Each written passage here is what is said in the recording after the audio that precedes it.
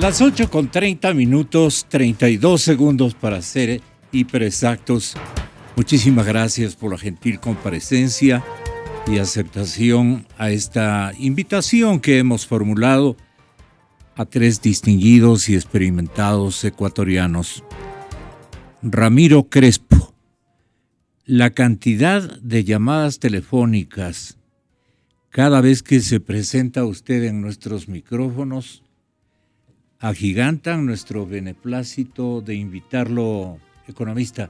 Yo quería que sepa, hay muchas llamadas telefónicas. Por supuesto. Seguramente es por aquello, ¿no? Vea esa vacilada. Esa cizaña ahí. No. Cizaña. Bueno, ingeniero Mauricio Pinto, inteligente empresario textil de nuestro país, ahora en dos ámbitos cercanos por ventaja, vecinos, Ecuador y Perú. ¿Qué presencia, Mauricio, del presidente peruano con un barco gigantesco que parecía que nos visitaba el Obama, honestamente? Un barcazo cargado de contribuciones ciudadanas y del mismo gobierno peruano. Yo me quedé sorprendido, porque nosotros hemos sido generaciones que tuvimos que lidiar entre nuestro enemigo histórico, acérrimo, terrible, era el Perú. Y así nos formaron desde los años 41, en donde ocurrió ese episodio que nos llenó de mucha vergüenza a las generaciones que vinimos después. Y bueno, pero ahora la amistad de toda América Latina, la generosidad, la contribución solidaria, tenemos que agradecerla muchísimo. Perdonen, pero les voy a contar una anécdota porque es importante. Y solamente que le quiero saludar la comparecencia del exministro César Robalino. Gracias, economista, por estar aquí. A ver, Mauricio. Les quería contar, por ejemplo, hay cosas que uno agradece mucho, ¿no? Cuando uno está en un país ajeno y ve cómo se manejan las cosas para como prevención del efecto del niño que no fue tan fuerte. Habían mandado vituallas a varias ciudades grandes del Perú, por ejemplo, Piura. Y Piura cedió todas esas vituallas que tenía para mandar al Ecuador.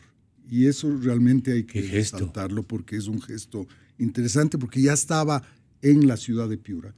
Y ellos devolvieron eso con la condición que se mande al Ecuador. Yo creo que el agradecimiento tiene que ser grande porque sin hacer aspavientos se han portado extraordinariamente bien. ¿Era necesario subir el IVA? Se pregunta esta mañana el diario La Hora. Todos los impuestos. Habíamos hablado hace minutos con el alcalde de Guayaquil. Yo me permití llamarle porque hay unos anuncios desde esta víspera, economista Robalino, de que ahora va el gobierno hacia los GATS, hacia los gobiernos seccionales. No sé con qué estrategia de restarles rentas, no sé. Pero ahora va sobre los consejos municipales, alcaldías. No sé qué piense hacer allí, pero la búsqueda de dinero está funcionando más que la venta de los activos y el endeudamiento agresivo que ha practicado este régimen. ¿Y tanto dinero para qué es?, dice la mayor parte de la población. No, pues le digo, o les decimos entre todos, hay un déficit gigantesco, equivalente a 10,000 millones, pero solamente con lo que le debe el Instituto Ecuatoriano de Seguridad Social, que acaba de dar un dato, investigado que ha sido el monto de préstamos, obsequios, regalos, lo que usted piense de esos dineros que han sido succionados de la caja del IES y que pertenecen a los señores afiliados, o sea, a todos nosotros, suma entre 11 y 12 mil millones de dólares. Imagínese Sumemos todo lo que se ha gastado aparte de los 240, 260 mil millones que aluden informes estudiados sin mayores profundidades, porque no hay información contable adecuada, nadie ha rendido cuentas. Háblenos de lo que ha hecho este gobierno con tanto dinero. Gracias, Gonzalo, por la invitación y es un placer estar aquí con los dos amigos, especialmente con el amigo Pinto, que hace tiempo no lo veía. Con Ramiro nos vemos con más frecuencia a conversar. Bien, lo veo bien. Sí, ¿no? Bien, lo veo bien. Desde el punto de vista de salud lo veo bien, desde el punto de vista financiero también. Pero fíjese, el país se ha estado concentrando, y no digo desacertadamente, sino con acierto, ¿no?, en todo lo que ha sido el terremoto, los efectos, fundamentalmente concentrados en Manabí. Pero yo digo, y me alegro que usted toque este punto, porque el tema de fondo antes del terremoto era, y sigue siendo, una serie de problemas macroeconómicos que tiene el Ecuador y que el gobierno no lo está, ni lo quería resolver, ni creo que lo quiere resolver actualmente. Usted, Gonzalo, hablaba de un déficit, y no es un déficit, sino las necesidades de financiamiento que están en 10 mil millones de dólares sin el terremoto, sin el dinero necesario para hacer una serie de reconstrucción aquí y allá.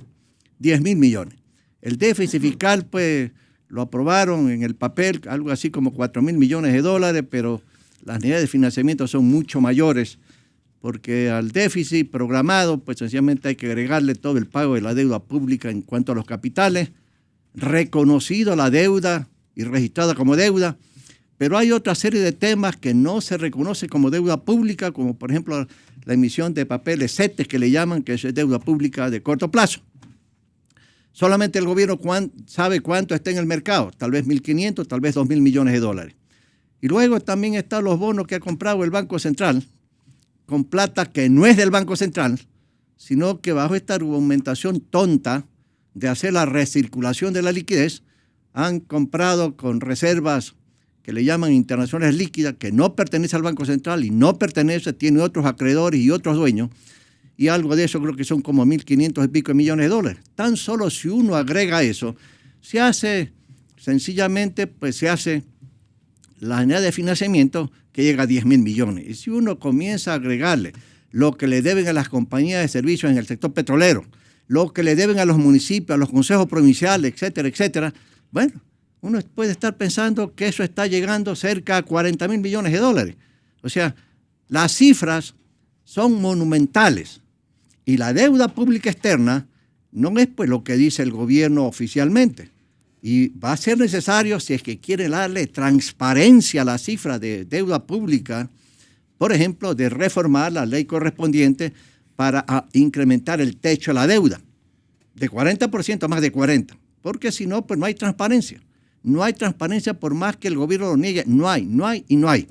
Entonces, el problema de fondo sigue siendo un problema fiscal fundamentalmente que hay que poner orden. Pero este gobierno no va a poner orden a eso.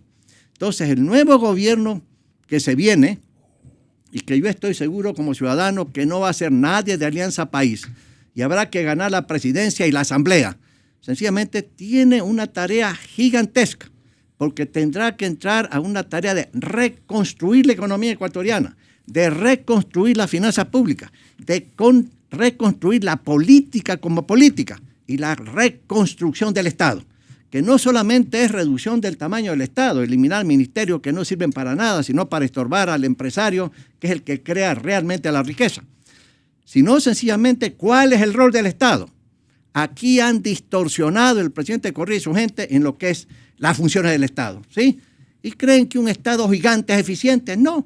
Yo escuchaba unos minutos al señor ministro Rivera, sí, que cuando hacía una réplica, algún comentario a Ramiro González, ¿no?, él aseguraba que todavía le falta una serie de empleados públicos que porque no están atendiendo en una serie de zonas. Es decir, que el gobierno sigue creyendo que hay que seguir irradiando una mayor influencia y funciones del Estado en la vida económica ecuatoriana. Y los ecuatorianos estamos cansados, créanme, estamos cansados de que el Estado intervenga en tantas, que de repente interviene hasta en la vida privada de la gente. Sí. Eso no es función del Estado. La función del Estado es no ser productor de esto y productor de otro. El Estado sirve para otro propósito. Pero este gobierno ha distorsionado esas funciones y claro, ellos dicen pues sencillamente ese es un discurso neoliberal, etcétera, etcétera, que prefieren que el mercado, etcétera, etcétera. Son argumentaciones tontas, le digo, ¿no? Entonces, el problema de fondo sigue estando ahí. Desequilibrios enormes que el gobierno no los quiso resolver y no los va a resolver. O sea, usted dice que, sin decirlo, usted dice de alguna manera, el terremoto le sirve al presidente o quiere darle el presidente o su administración fiscal, quiere darle una especie de boya, la característica de una boya de salvación a todos los desequilibrios fiscales. Los ciudadanos, en su mayor parte, 80, 90%, cree que ese es el tema. Cree que ese es el tema. Uh-huh. Entonces ahora ya dicen, pues, yo no soy responsable de la reducción del precio del petróleo. Yo tampoco soy responsable de la apreciación del dólar. Y yo tampoco soy responsable del terremoto. Así que ecuatorianos entiendan, yo no soy responsable. Yo he sido eficiente, pero como varias veces he dicho, ¿no? Antes del terremoto, el señor Correa y su gente ha demostrado ser ineptos, incompetentes en la administración de la economía y del país en la época de la escasez, sin terremoto. Entonces ahora la desconfianza de la gente es que sencillamente va a utilizar el terremoto con otra serie de fines, ¿verdad? Sí. Y yo le digo... ¿Y cuáles serían los fines? Porque no quieren ni siquiera fideicomisar todas las contribuciones, empréstitos, ese es otro error del gobierno y del propio presidente, que no quiere aceptar sugerencias para blindar exactamente esos recursos, los ingresos que vienen para ese propósito. Uh-huh. Y por ahí sale un alto funcionario del Estado y dice, bueno, aquí vamos a crear una cuentita, una subcuentita en los ingresos del presupuesto y otra cuentita y subcuentita en los gastos del presupuesto. Es decir, lo que no entienden es que una cosa es la cosa operativa desde el punto de vista presupuestario. Uh-huh. Otra cosa es la liquidez que va a la cuenta corriente única del Tesoro y en el Banco Central está. ¿Sí?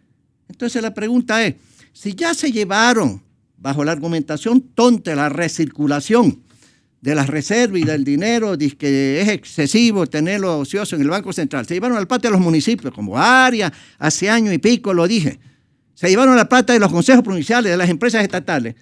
¿Qué seguridad usted tiene que cuando entre toda esa plata de las recaudaciones, dice que para financiar la reconstrucción de Manaví, de Esmeralda, etcétera, etcétera, no se la lleven también? ¿Ah? ¿Qué seguridad? Entonces la gente desconfía. No son los políticos activos de oposición al gobierno. Es la ciudadanía que no tiene confianza. La ciudadanía. Uh-huh. Y por esa sospecha, por esas dudas, es que dice, no más impuestos, no más impuestos. Hay una desconfianza que es creciente y generalizada. Ya no se cree en el señor Correa, no se cree en el señor Glass, no se cree en Alianza País ni en las tres damas que dirigen la Asamblea. Ya no tienen credibilidad. Y lo que la ciudadanía está esperando es cuándo termina tu periodo para que venga otra persona y reconstruya todo esto y dé confianza. Imagínense si mañana los hogares tuvieran confianza. Imagínense los hogares, ¿sí? ¿Cuánta plata hay en los bolsillos de la gente? El Banco Central tiene una metodología para estimar cuantitativamente lo que le llaman las especies monetarias en circulación. La última cifra que había estaba cerca de 12.000 millones. Asumiendo que haya un error metodológico, es una cantidad enorme. Imagínense que brindando confianza en el Ecuador, y no este gobierno no lo va a hacer, sino hay que esperar el próximo gobierno, 3.000 millones salen de los bolsillos nuestros, ¿sí? Y se depositan en los bancos privados. Imagínese que eso usted le agrega el multiplicador de crédito, entonces los bancos estarían preparados para expandir el crédito al futuro. Claro. No lo va a hacer este gobierno porque no brinda confianza de ningún tipo. Imagínese. Y eso tiene el efecto equivalente que vengan 3.000 millones de afuera, pues, en dolarización. Entonces le digo, el mayor problema, aparte de todos los desequilibrios macroeconómicos, etcétera, etcétera, es la desconfianza creciente que la ciudadanía tiene en el presidente Correa, en el vicepresidente y en Alianza País. ¿Sí? Están gobernando al filo de la legitimidad social, algo por el estilo, le pregunto al economista Crespo. Aunque es de connotación política, institucional o democrática, o conlleva algunos miramientos, algunas observaciones, digamos, más amplias. El gobierno se está planteando a un movimiento social indignado y es el objetivo estratégico que tiene el régimen, porque ve que ni con esto, ni con IVA o sin IVA, porque están nuevamente economista Crespo, distinguidos economistas invitados. Aquí el diario Expreso señala que el oficialismo improvisa para buscar dinero sin subir el IVA. O sea, están entre arrepentidos. Estaban ayer lidiando a ver si reemplazan con un impuesto al rodaje el 1 punto de 11 a 12. Ahora creen que este es un impuesto tremendamente inflacionario y que van a cargar con una cruz de reclamos porque se va a poner la vida extremadamente cara. Y la gente ya no soporta más, como bien dice el señor economista Robalino, eso es real. La gente está en silencio, pero el momento en que explote, yo creo que no van a alcanzar, como suelo decir, al llegar al aeropuerto. Tenga la bondad de economista Crespo. Muy buenos días, saludos a la audiencia, saludos a Mauricio, a César, Gonzalo. Bueno, yo creo que en definitiva la gente cada vez se da más cuenta que aquí no tenemos un modelo económico. Aquí no hay un modelo económico y por lo tanto hay que mantener los equilibrios macroeconómicos y todo eso. Aquí tenemos un modelo político. El modelo político es básicamente la toma del poder y quedarse en el poder. Y el poder lo más autoritario posible, tal vez totalitario. Entonces, por eso, pero lo han hecho con muchísima inteligencia, porque obviamente queriendo nos han disfrazado este modelo como un modelo muy democrático. Entonces, tan democrático es que en vez de que haya 3 poderes, para que haya pesos y contrapesos, ¿no?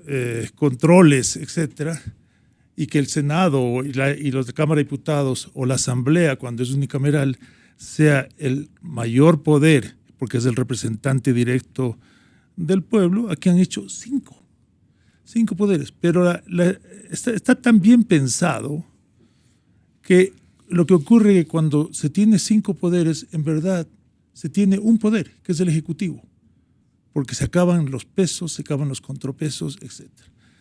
Entonces, han hecho ya todo lo posible para mantenerse en el poder. Ese es, por ejemplo, elecciones con la fórmula de Hunt, donde un 40% del voto tiene 70% de la representación. Por ejemplo, un control enorme a la libertad de prensa.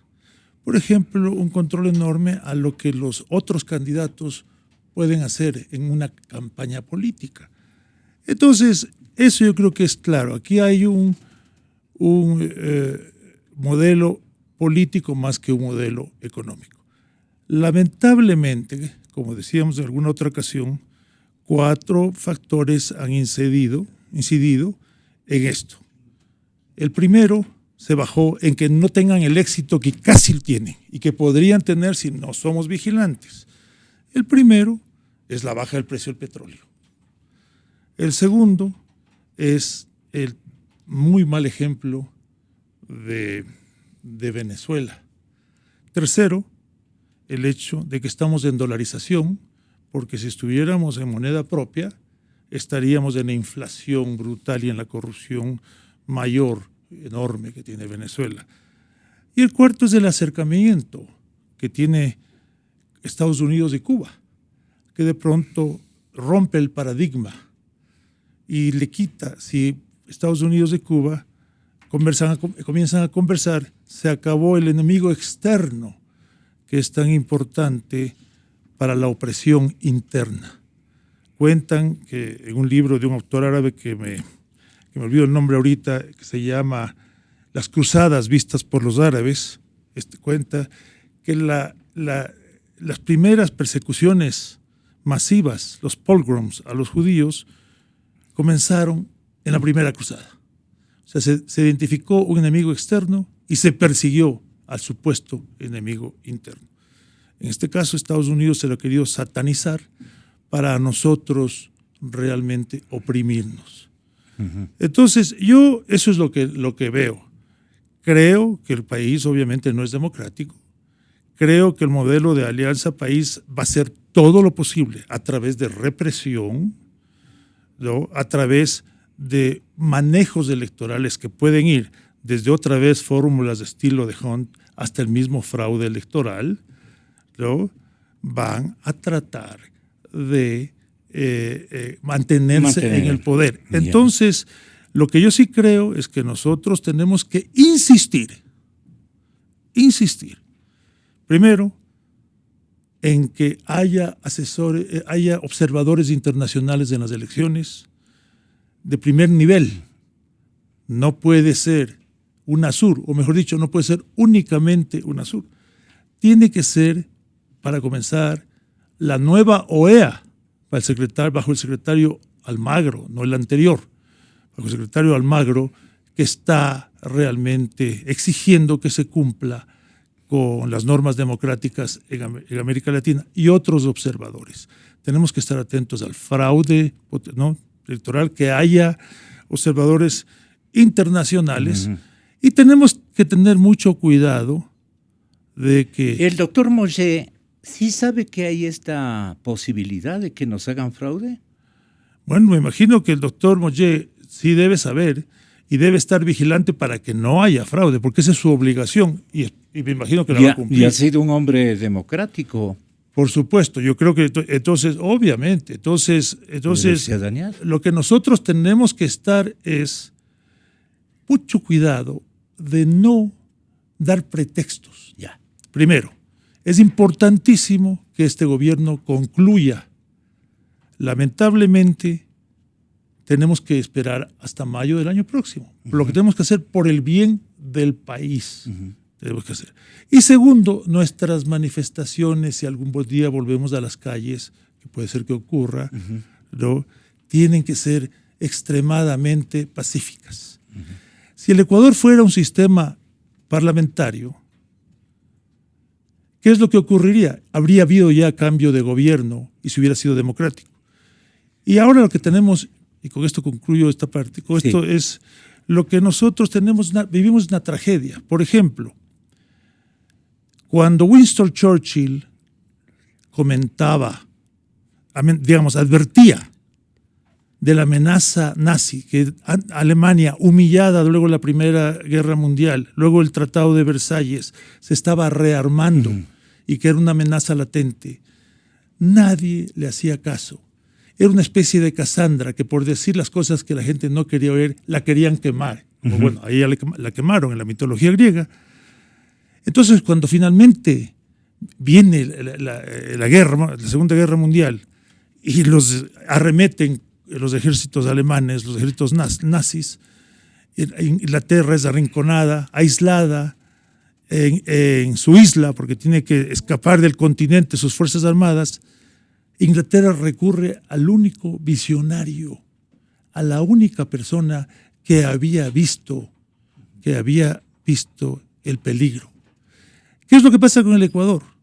En el Ecuador, tal vez la única persona que no vio la amenaza que ocurrió, ¿no?, que no vio los peligros latentes de gastar todo, de invertir todo, de toda la forma de gobernar que se ha hecho, de quitarle las instituciones al país y todo, esa única persona... Y acabar con las reservas. Esa única persona en un sistema parlamentario se hubiera ido. Pero esa única persona en el sistema que tenemos actualmente es la que nos va a liderar. Entonces, la única persona, o el único gobierno, o el único grupo de personas que ha estado equivocado es la que tiene que liderar hasta mayo del año próximo a la gran mayoría que tuvo razón. Pero no nos queda más que aguantar, porque no podemos darnos el lujo de cambiar presidente a cada rato, porque si no nos tocan los presidentes que tenemos. El intelectual y gran economista, colega suyo, el señor economista Abelardo Pachano, nos decía esta antevíspera lo siguiente: ha llegado el momento de revisar cuáles son los verdaderos daños que infringió el terremoto. No se refiere al terremoto político, sino al verdadero terremoto. Porque dice, antes de poner nuevos impuestos, lo delicado de parte del gobierno del presidente Correa habría sido exhibirle las consecuencias de los daños infringidos por la madre naturaleza a toda el área de infraestructura del Estado ecuatoriano y los daños naturalmente que un fenómeno de esta naturaleza acarrea. Por delicadeza debía haber dicho, no inventarse, dijo, como que tiene una visión y una medición singular, de que vamos a necesitar más o menos, dijo así el señor presidente, con una mejor voz de este servidor, 3,000 millones de dólares. Y entonces dijo, ahora sí a ponernos las pilas. Vamos a aprovechar de esto para también financiar nuestros desequilibrios que no sabíamos cómo los íbamos a solucionar. Ese es el caudal de impuestos, las cosas nuevas que han vendido y vendiendo los activos y vendiendo por aquí, por acá, cobrando calladito los seguros y los seguros de la infraestructura. Pero primero dice Abelardo Pachano, era de que revisen cuáles son los verdaderos daños del terremoto. Antes de seguir imponiendo tributos, hagamos cuentas. Al principio nos decían que eran 800 kilómetros de carretera, que eran 140,000 casas, que eran, bueno, una cantidad. Ahora ya no, ahora son 70 kilómetros, son algo así como 5,000 casas. Los daños están ahí, hay que llevar ingenieros, hay que poner técnicos a calcular, tenemos que poner a gente para ver cómo podemos mantener y reactivar esa zona, hacer todos esos números y decir, bueno, ¿cuánto necesitamos? Ya. 1,000, 2,000, 3,000, lo que nos digan, pero porque hoy con estos nuevos tributos que están en proceso, no los que ya han aprobado, no las salvaguardias, que ponen en peligro inclusive acuerdos internacionales de comercio, no sé cómo habrán arreglado con la Comunidad Europea. Veamos qué nos dice. Al poner estos impuestos, al haber una contracción de consumo, las empresas poco podrán pasar a los precios, porque la gente no va a consumir. Entonces va a contraer más el consumo, lo reconoce el SRI en sus predicciones cuantitativas, y eso significa, en números muy sencillitos, más trabajadores a la calle, menos empresas productivas, daño en el portafolio de los bancos, problema en el sistema financiero. Estamos creando una bola bastante difícil de manejar. Exa FM. La ley de solidaridad, ingeniero Pinto, esta ley tributaria, que le han puesto el nombre de solidaridad, ley por la solidaridad. Cintia Viteri estaba recordándonos que cuando les rebajó el 25% del sueldo a los trabajadores, le llamaron ley de optimización. Cuando subieron el ICE, recuerda la asambleísta, lo llamaron ley de equilibrio. Y ahora que quieren subir, dice Cintia Viteri, el IVA, lo llaman solidaridad.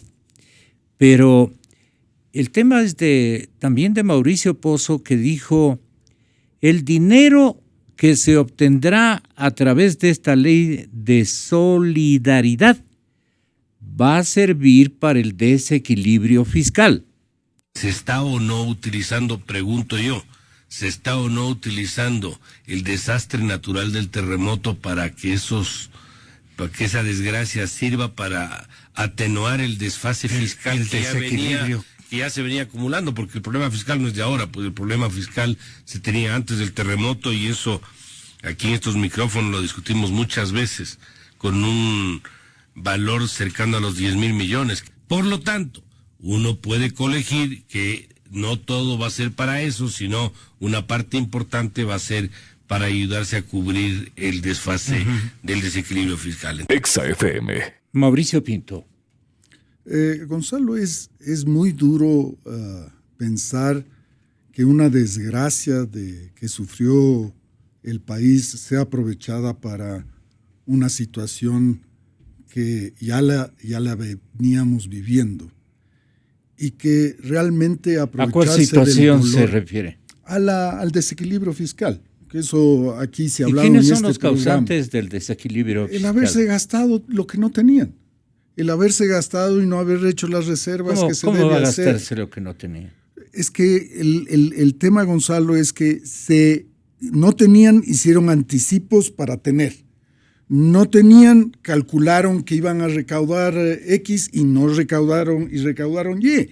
Entonces encontraron que el gasto que tenía el Estado era de tal naturaleza que no alcanzaban a financiar con los ingresos. Se les cae el precio del petróleo, que no todo es el precio del petróleo. Ahí también hay que tener mucho cuidado, que le culpan al petróleo y no es todo el precio del petróleo, porque el Estado hizo demasiada intervención en los sectores que le pertenecen y que deben ser del sector privado, que es el generador de empleo. Eso es lo que pasó. Pero ahora que estamos en esta situación, que se aproveche de la gente que sufrió el terremoto, realmente para mí es vergonzoso. Porque lo que ya deberíamos saber a la fecha de hoy con respecto al terremoto es, hay que dividir qué daño le pertenece o tiene que responder el sector público y qué daño el sector privado. El sector público, infraestructura. ¿Se dañaron puertos? No. ¿Se dañaron aeropuertos? A lo mejor si el aeropuerto no era construido como se construyó en Manta el aeropuerto, a lo mejor no servía. Y eso también hay que decirlo claramente. Aeropuertos no se dañaron. Carreteras, están hablando de 70 kilómetros. Yo me he ido a Pedernales el domingo pasado y realmente hemos llegado súper bien para dar una mano ahí. Después dice servicios públicos. Se dañó sistemas de agua, de energía eléctrica. Evidentemente la transmisión sí, pero eso no es un daño inmenso que hay que hacer. Además que esos le pertenecen a las alcaldías de cada uno de los sitios y que deberían ellos hacer, y no el Estado. Instituciones públicas, centros de educación, etcétera, eso por ley debe estar asegurado, por lo tanto no se necesita teóricamente el dinero para hacerlo porque debería estar asegurado, y eso ya veremos qué es lo que pasa. El daño es en el sector privado. El daño son los daños de los negocios que colapsaron. El daño es en la vivienda formal e informal. Y para eso también hay que tener claro que el sector privado no necesita que le regalen nada. Lo que necesita es que le ayuden con líneas de crédito de largo plazo para reponer lo que se dañó.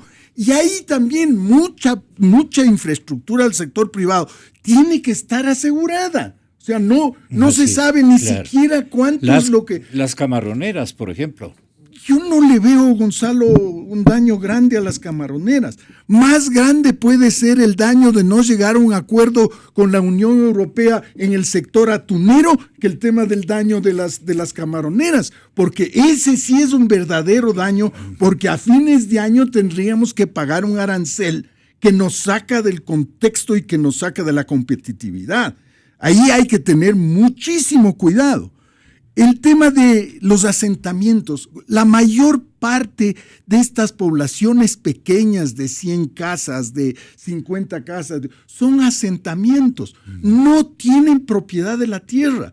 Las condiciones que vivían antes son iguales a las que viven hoy. Infrahumanas. ¿Por qué son infrahumanas? Porque no hay agua potable, porque no hay alcantarillado, porque no hay, simplemente tapadas con unas casas que a lo mejor se ven bonitas desde el punto de vista turístico. Castillos pero que de no naipes, que se lo vio claramente. Vea, Gonzalo, hay gente que está viviendo, y es durísimo decirlo, Hay gente que está viviendo en las carpas mejor de lo que vivía en sus casas anteriormente. Eran casas sin acaba de servicios venir de higiénicos. allí. Yo vine de ahí. Entonces, el engaño que estamos sufriendo de decir que esto es por el terremoto, si ni siquiera tenemos las cuentas, como dice Abelardo Pachano, pues, oiga, para poder recoger plata, lo primero dice, ¿y cuánto vamos a gastar para cuánto le toca a cada uno? Y se lanzan a una cosa que es terrible. Mandan un proyecto de ley y ahora en la asamblea quieren acomodarle, quieren manejarle. Eso es la peor señal que se le puede dar a un inversionista, porque él dice, ¿por dónde me van a golpear? Oiga, la ley como está mandada y que están discutiendo es un desincentivo total a la generación del patrimonio, porque creer que un empresario a través de los años, ¿en qué hace las reservas? En bienes raíces, en patrimonio que le permita apalancarse en la banca, etcétera, y si tiene una situación extraordinaria, pues simplemente lo vende, ¿no es cierto? Pero resulta que al previsivo, al que hizo la reserva, aumentó su patrimonio y a ese le quieren castigar. Es decir, el que no hizo, feliz de la vida. El que hizo un patrimonio, le quieren castigar, porque hay que cobrarle 2 y 3 veces impuestos sobre una misma cosa. Porque no se olviden que todo el incremento de patrimonio de la gente que pagamos impuestos está hecha después de haber pagado ya tributos. Y ahora se le quiere castigar con tributos adicionales. Esto de disponer de los salarios de las personas. Por Dios, si acaso las personas tienen, los trabajadores que reciben el salario mínimo, un poquito más del salario mínimo, ¿acaso tienen reservas para donar a través de un tercero? Eso no se puede disponer. Eso es inconstitucional. No se puede disponer del salario de las personas. Las personas tienen sus gastos y no puede. Simple dice, usted un día, usted 5 días, usted 9 días. Y yo porque creo que usted es rico, entonces tiene que construir 9 meses.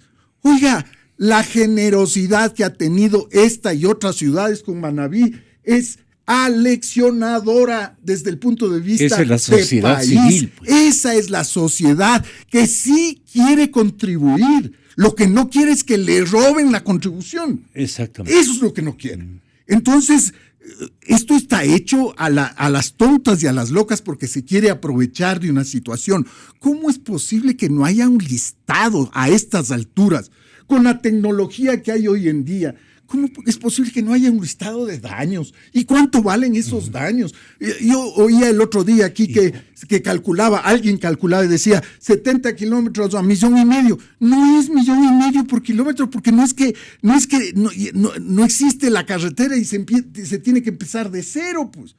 Es decir, la carretera está ahí. No es lo mismo que una inundación. En una inundación sí se lleva todo, material, etcétera, y hay que volver a poner. Aquí no.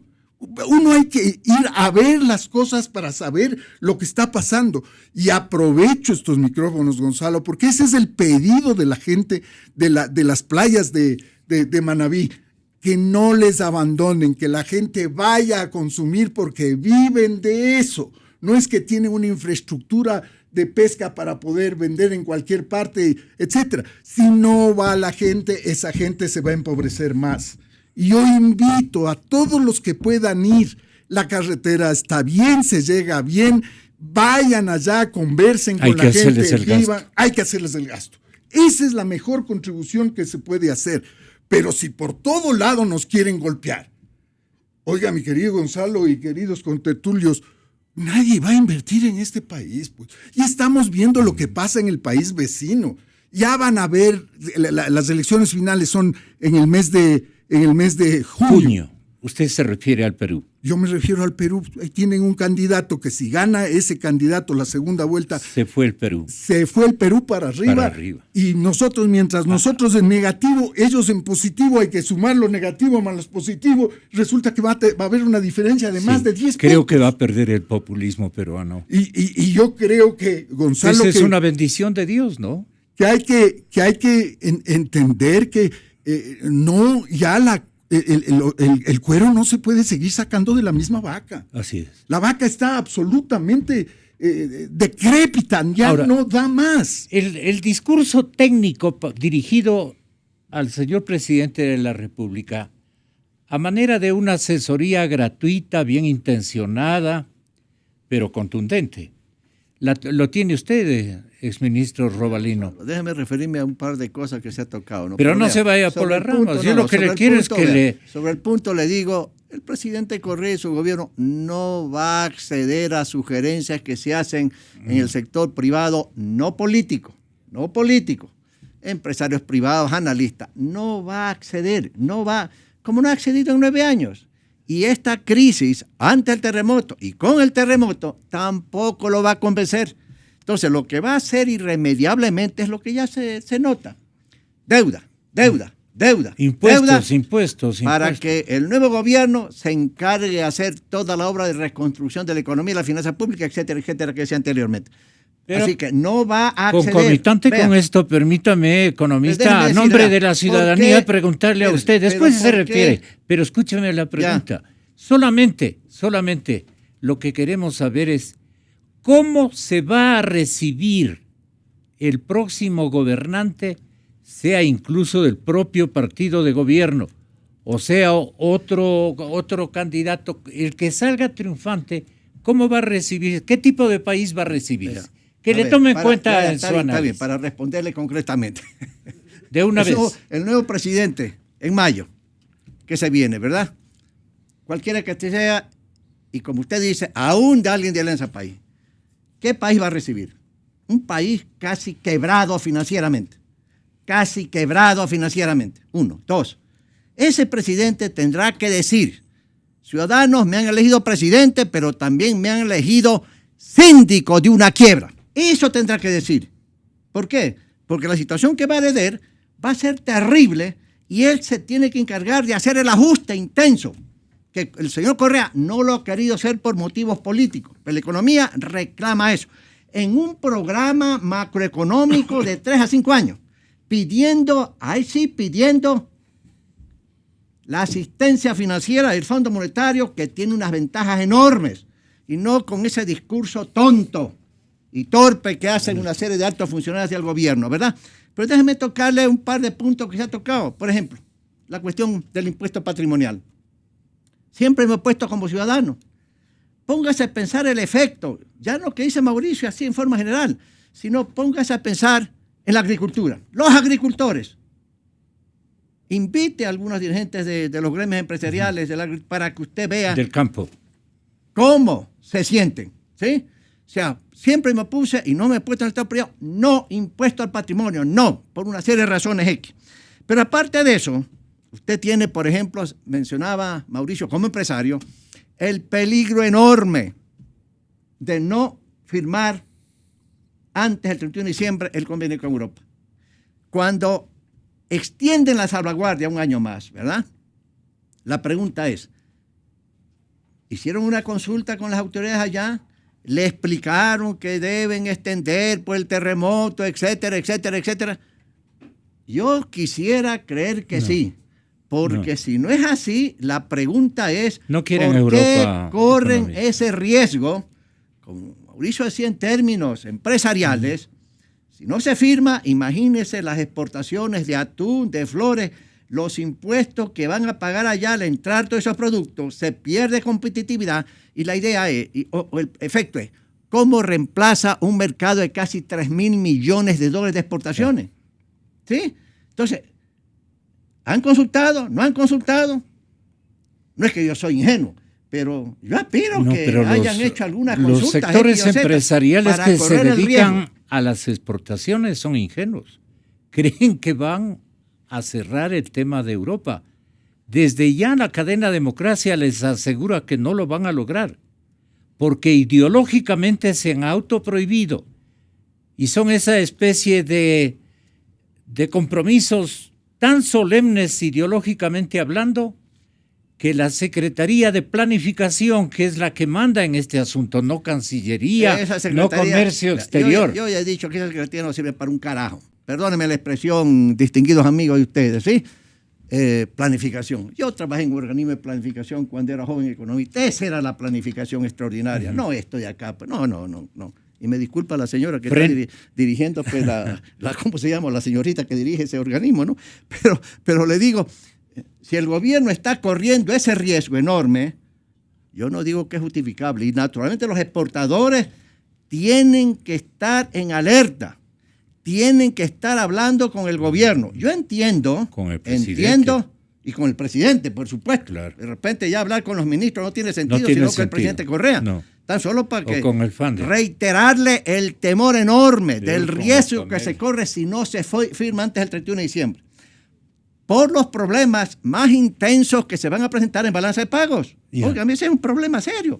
Y más aún en dolarización, mi amigo, sí. Pero yo entiendo que altos funcionarios del gobierno, creo que en 2, 3, 4 semanas, viajan pues a Europa a conversar con las altas autoridades de la comunidad sobre este tópico.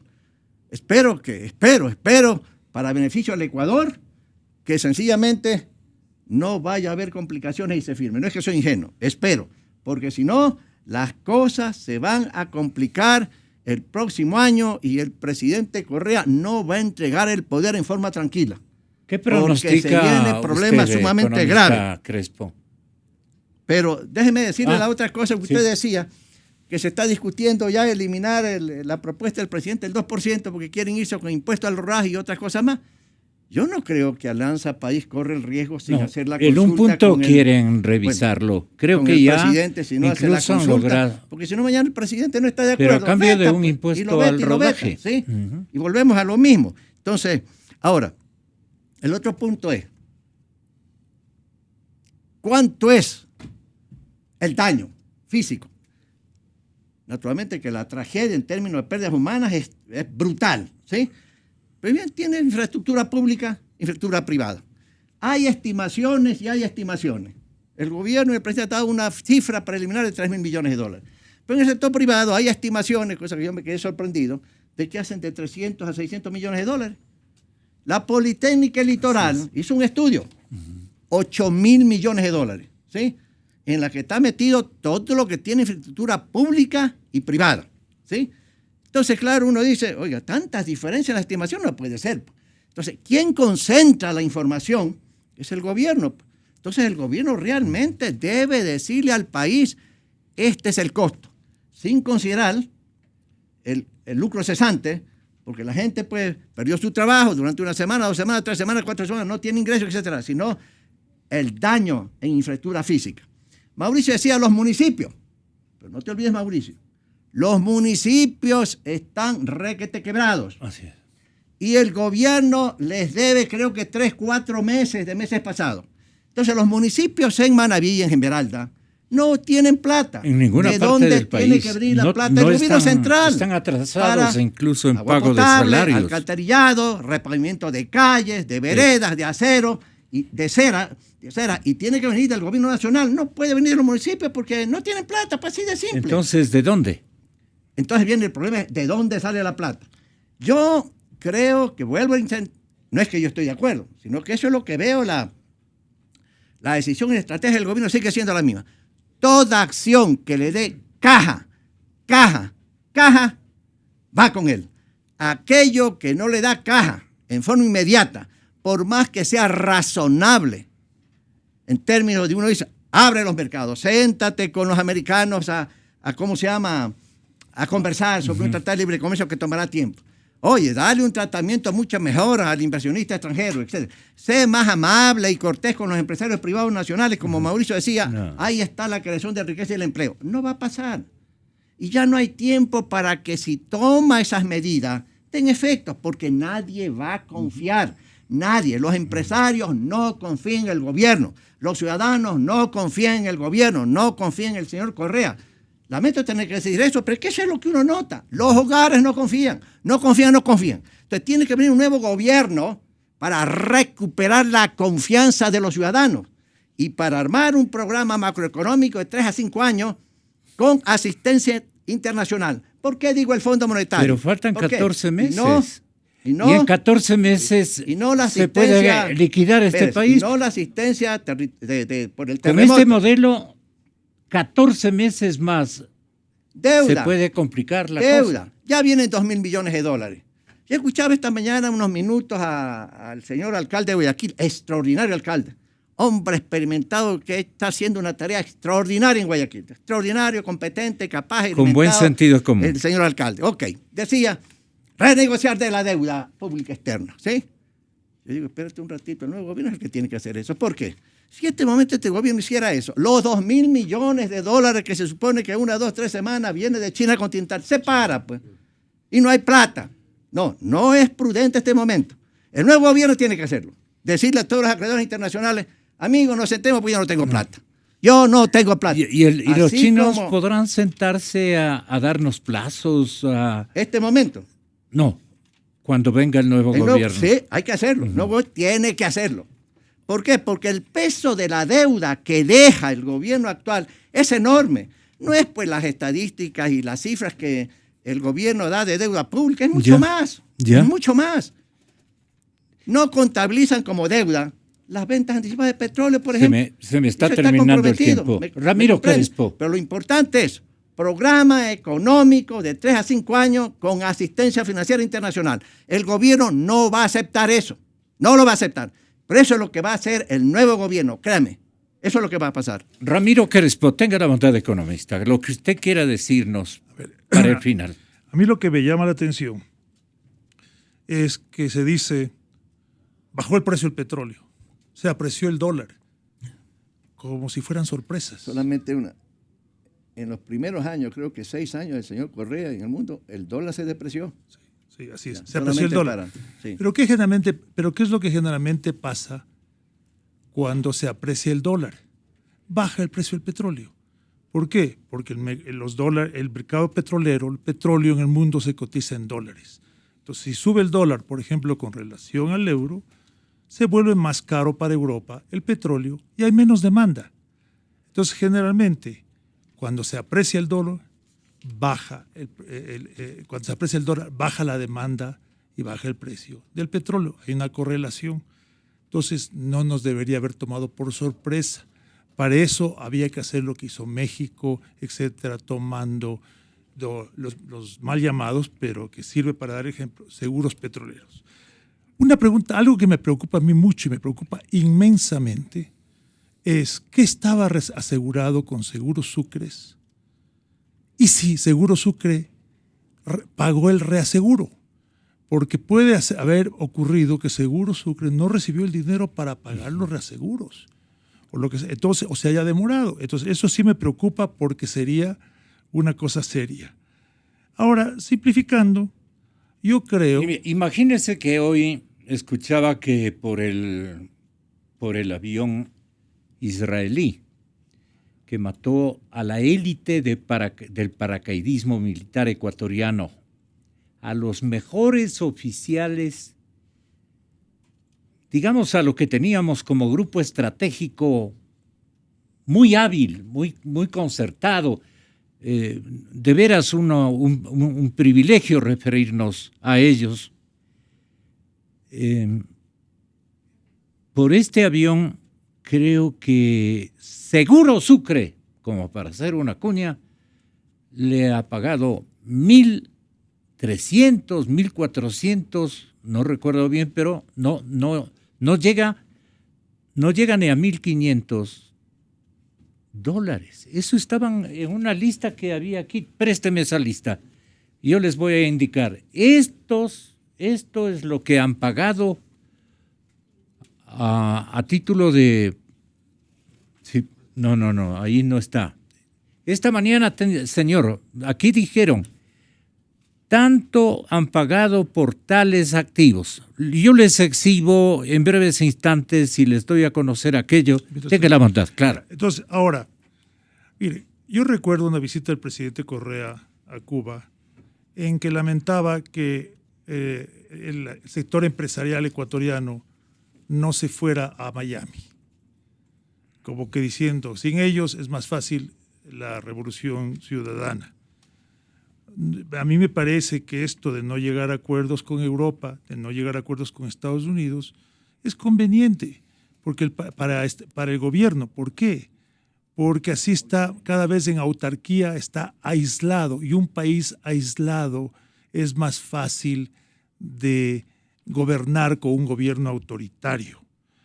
Entonces, y lo que estoy viendo es que de aquí hasta mayo del año próximo vamos a tener un Estado que, como dice César, con una gran necesidad de caja, trata de capturar toda la caja que pueda, que va a gastar y gastar y gastar, con unos gobiernos seccionales sufriendo y con un sector privado sufriendo.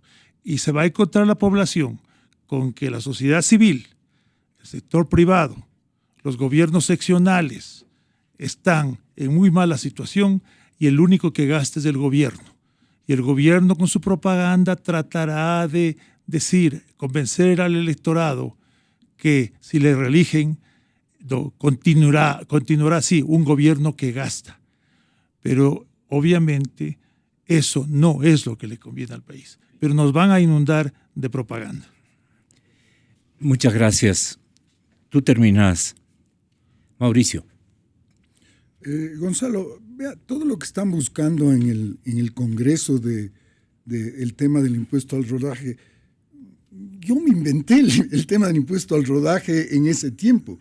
Era una cosa muy sencilla para recuperar una cantidad de dinero por reserva que teníamos. Pero ahora no es eso, no es que hay un asunto puntual para un tema puntual. Por eso es que no les resulta la fórmula, porque las decisiones económicas tomadas por razones políticas no funcionan, porque las razones económicas son distintas al discurso político que quieren llevar. Entonces, es un engaño. Este país es rico, este país tiene gente adecuada. Lo que necesitamos son gobernantes que entiendan que no se puede limitar al sector privado porque es el que genera empleo. Y lo que este país necesita es empleo. Y allá tenemos que ir a luchar para que dejen de molestarle al emprendimiento, dejen de exprimirle al emprendimiento, reduzcan el tamaño del Estado, reduzcan la cantidad de ministerios que tienen. No hay necesidad. Y si eso no sucede, pues tendremos que aguantarnos un año más, porque yo sí creo que hay que dejarle terminar. No, pues, hay que dejarle terminar porque el fracaso es enorme.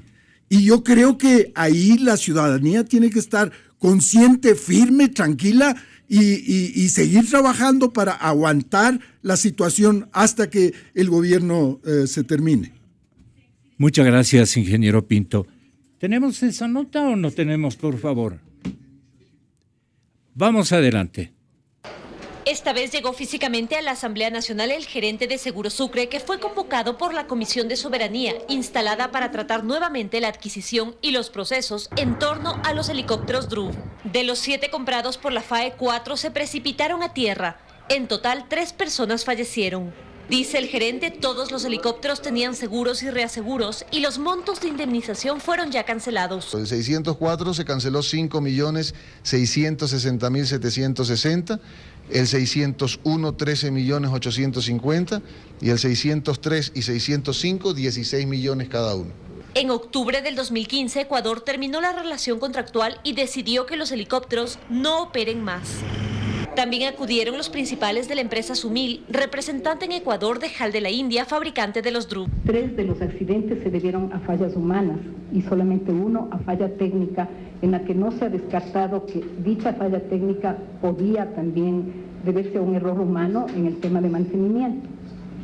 Como no tenemos acceso a los reportes, no podemos profundizar más. En alguno de los accidentes hubo falla humana, pero no es que la falla humana lo explique todo, ni mucho menos, ¿no?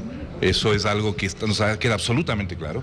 En la comisión dicen continuarán tratando estos procesos. Además, el gerente de Seguro Sucre confirmó que se realizó ya el pago de las indemnizaciones por el siniestro del avión Arabá 206 de fabricación israelí. Se accidentó el 15 de marzo en Pastaza con 19 paracaidistas y 3 tripulantes. Por la indemnización total de los 22 tripulantes fallecidos, fue de algo más de 2.700.000 y se pagó también el Arabá 1.450.000 y pico. Todavía no se ha podido cubrir las necesidades de las viudas, huérfanos de los 22 fallecidos. El monto calculado fue ya entregado este martes al Ministerio de Defensa. En Quito, María Gracia Costa, 24 horas. Exa FM.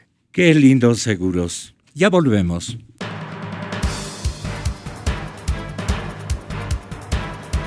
Inicio de espacio promocional y publicitario. Amigos, familia, novia, mi gato, mi perro, todos. En mi Kia Cerato Forte llevo a quien quiero a donde quiero. Dinámico, seguro y potente. ¿Qué más puedo pedir? Aros de aluminio y halógenos para sorprender a todos en la oficina. Y garantía 5 años o 100